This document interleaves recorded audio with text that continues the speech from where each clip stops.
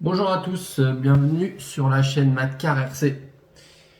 Et oui, moi, je suis rentré de vacances, donc on va reprendre un petit peu plus les vidéos. Je voulais aujourd'hui juste revenir sur la dernière création que j'avais fait de chez Tamiya. Ce petit buggy Tamiya TT02 Plasma Edge. Donc il a roulé très peu, hein, mais je l'ai roulé un petit peu. Et franchement, j'en suis hyper content. Pour un buggy 1/10, franchement, en kit, il est étonnant. Vraiment étonnant. Le châssis TT02, donc on va. Ici, j'en ai un autre, un TT02, donc on va pouvoir le comparer à la version buggy qu'on a là. Je connais bien le TT02 piste, je l'ai plutôt pas mal pratiqué, et franchement, la version buggy, elle m'a clairement bien étonné. C'est vraiment un truc top. Donc bon, j'ai pas trop fait de retournement, la carrosserie elle a pas encore trop pris. Moi dessus en électronique, j'ai quand même mis un 10,5 tours. Donc il y a un petit peu de panote quand même, un petit contrôleur 120 ampères, la Quick Run. Je lui ai mis un cerveau de 20 kg. Bon, ouais, un petit JX là, 20 kg. J'ai tout laissé d'origine, le sauf cerveau, c'est celui d'origine en plastique. Mais ce que j'ai fait, je sais pas si tu vas le voir là, j'espère. Et ce qui me paraît plutôt bien, parce que c'était vraiment le problème de ces sauve-cerveaux qui ont du mal à revenir au neutre, c'est que je lui ai mis un Riesland ici. Là. Donc ça le serre un peu plus et ça le force à revenir mieux au neutre. Donc c'est une petite technique hein, si tu as des problèmes avec ton sauve-cerveau. Bon, après, tu peux mettre une corne. Moi, sur les versions piste, je mets une corne. Mais sur une version tout-terrain, je préfère quand même garder un sauve-cerveau. Donc plutôt que d'en mettre un autre, bah, j'ai celui d'origine avec un petit Riesland et ça fait l'affaire. Donc que dire de ce châssis? Bah franchement, j'en suis content, très content. Il a une très bonne tenue de route. Quand on fait des sauts, il tient bien, je trouve. Il a pas tendance à partir en cacahuète. Il a une bonne assiette. Il reste bien à plat. Il est bien équilibré. Donc pour un châssis qui est de base un châssis piste, hein, ou alors c'était le châssis buggy qui a été transformé en piste, je ne sais pas dans quel sens ils l'ont fait. Mais en tout cas, il a été prévu pour les deux.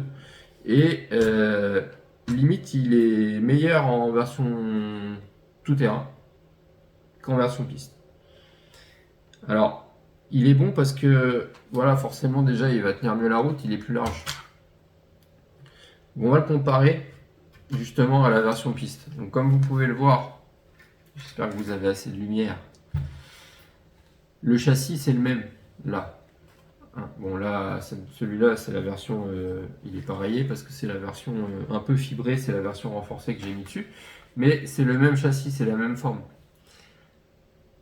Qu'est-ce qui change dessus? Bah, c'est surtout ce qui est le point le plus important, c'est les triangles, la longueur des triangles. Il est beaucoup plus large le buggy, hein, ce qui est logique. Quand tu compares là, tu vois la différence de largeur. Il est vachement plus large. Il a aussi, du coup, des tourelles qui sont totalement différentes, des tourelles d'amortisseurs qui sont différentes, et du coup, il a des amortisseurs plus longs. Donc forcément, il est plus haut et il est plus souple. Hein, parce que là, il n'y a rien en débattement là-dessus. Que là, on a beaucoup plus de débattement. Mais l'architecture en elle-même du châssis, voilà, je te le montre dans ce sens-là, c'est vraiment la même chose. Là. Tu vois, à l'intérieur, c'est foutu pareil. Donc on a des triangles plus longs.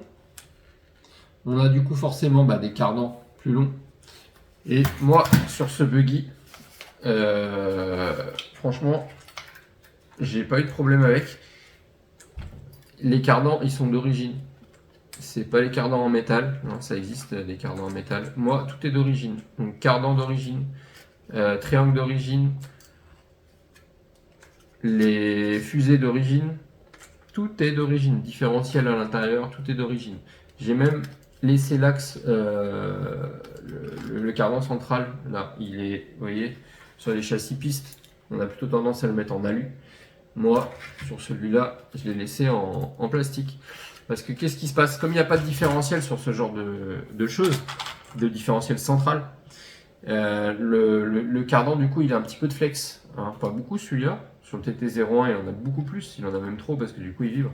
Celui-là, il en a pas beaucoup, mais il a un petit peu de flex. Donc ça permet, si jamais tu retombes sur les roues avant ou sur les roues arrière ou autre, bah, ça va amortir un petit peu la chose pour pas venir trop taper dans les dents du moteur.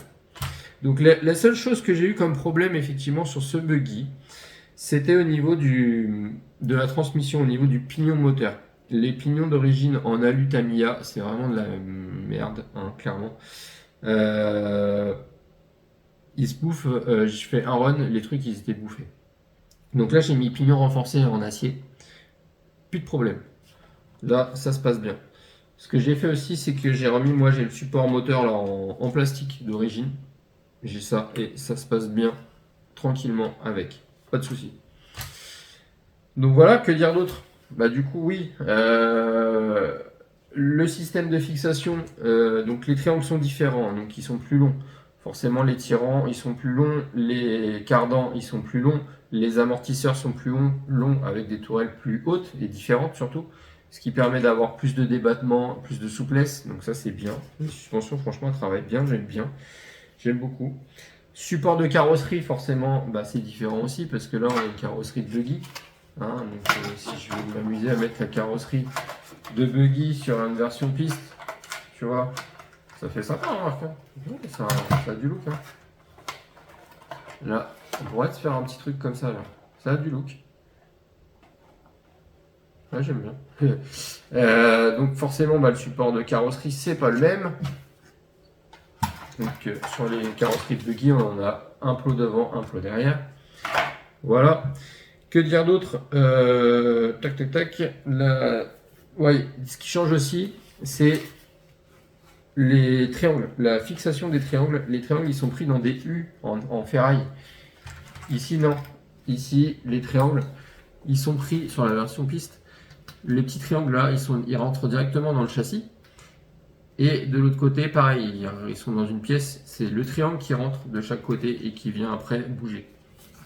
Là, le triangle, il est traversé, comme sur les plus grosses échelles, il est traversé par un U. Donc des fois, c'est juste une tige qui tient avec des clips. Là, on est sur une version avec un U. Donc on a un U qui fait ça. On a un U, pareil derrière, qui fait ça. Tac, tac. Et c'est lui qui rentre, qui traverse le triangle et qui vient dans le châssis derrière. Donc derrière, il n'y a pas d'incidence parce que l'angle, il est droit. Là, on est droit. Par contre, devant, on est un petit peu relevé et on a ce qu'on appelle un skid plate là en plus. Là, qui permet de, bah, en cas de choc, quand on vient taper, ça renforce un petit peu. Parce que là, on n'en a pas. Et là, on est directement sur le châssis à l'avant. Là, j'espère que vous voyez. Et là, la différence ici, bah, c'est qu'on a un skid plate. Et du coup, c'est différemment mis ici. On a des petites cales en haut. Et on a un angle différent. Les triangles, ils sont penchés. Là. Au lieu d'être droit comme sur la version piste, là, on a un angle différent. C'est relevé à l'avant, le triangle. Ce qui fait qu'on a un angle de braquage différent, un angle de chasse, en fait, qui est différent. Et ça va jouer sur la tenue de route. Donc c'est pour ça qu'il se comporte bien aussi, ce petit buggy. Donc voilà, donc moi, bah, je l'aime beaucoup. Donc c'était pour revenir dessus, pour vous dire tout ça. Que si vous êtes intéressé par ce type d'engin, bah, vous pouvez y aller. Parce que franchement, j'ai mis un 10 tours 5 dessus.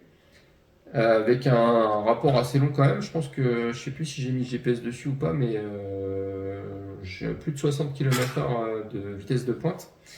Et bah ça se passe bien. Le truc il tient la route, il s'abîme pas, il roule, il saute, il fait ce qu'on veut. Donc c'est plutôt cool. C'est un bon châssis, comme on les aime. Chez Tamiya, c'est une version loisir, qui coûte pas trop cher à l'achat. Vous pouvez mettre un petit combo quand même un petit peu moins puissant dessus. Vous partez sur un petit 3000 kV, ça sera pas mal. Parce que ça, 10 tours 5, ça correspond à peu près à 3800 kV, je crois, 3900.